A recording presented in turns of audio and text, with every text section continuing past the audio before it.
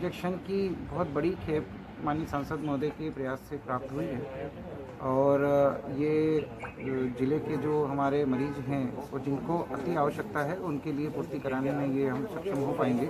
मैंने कोशिश की थी कि लगभग 10,000 इंजेक्शन हमें एक साथ उपलब्ध हो जाएं। मुझे ये कहते हुए खुशी है कि 6,500 इंजेक्शन रेमडेसिविर के उपलब्ध हमें हो गए हैं। 4800 की खेप ये साथ में खड़ी हुई है, 1700 इंजेक्शन और पहुंच रहे हैं। तो इस तरह से 6,500 इंजेक्शन जबलपुर में हमें उपलब्ध हुए हैं। मैं ये भी मानता हूं कि ये भी पर्याप्त नहीं है।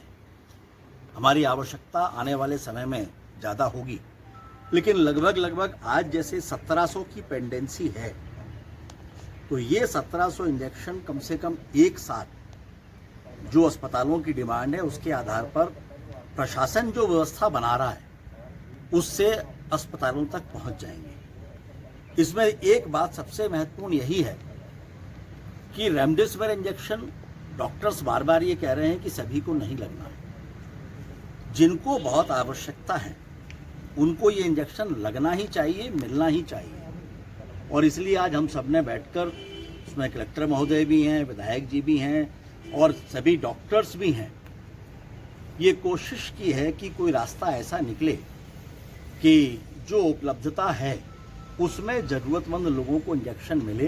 प्रशासन इसको जिस तरह से भी सुनिश्चित करता चला आ रहा है, आने वाले समय में भी इसको सुनिश्चित करेगा।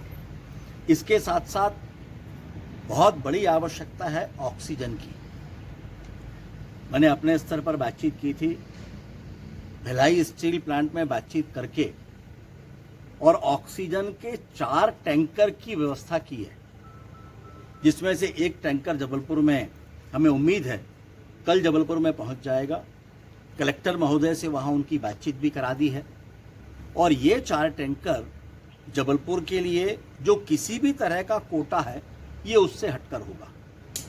आज सभी लोगों ने, सभी सीनियर डॉक्टर्स हैं यहाँ के और जो प्राइवेट और शासकीय डॉक्टर्स हैं जो लगातार कोविड से पिछले 1 साल से ट्रीटमेंट कर रहे हैं, वो लोग संयुक्त रूप से आज बैठेंगे डॉक्टर्स, और जो भी रिसर्च अभी तक की हुई है और जो उनके अनुभव 1 साल के रहे हैं उसके आधार पर कुछ सजेस्टिव गाइडलाइन जो हैं वो तैयार करेंगे, ताकि वो पूरे ज़िले में एक रेमडेसिविर इंजेक्शन किस मरीज को लगना चाहिए जिससे कि उसको सर्वाधिक लाभ प्राप्त होगा, वो हम आज शाम को जारी करेंगे, जिसमें कि ये गाइडलाइन पूरी तरह से जो डॉक्टर्स हैं और उनके अनुभव और उनकी जो अभी तक की देश विदेश में हुई रिसर्च के आधार पर जो है वो किया जाएगा, ताकि इसका इंजेक्शन का सदुपयोग हो पाए। और जैसा कि आप सभी को विदित है कि कई सारे लोगों में भ्रांति है कि जो व्यक्ति पात्रता नहीं रखता है या जिसका इतनी बीमारी नहीं है या अभी बहुत इनिशियल कंडीशन में, वो भी एक इंजेक्शन यूज़ करते हैं और एक होड़ बनी हुई है, उसमें कुछ हद तक जो है एक क्लियरिटी आएगी और वो क्लियरिटी लाने का प्रयास हम करेंगे।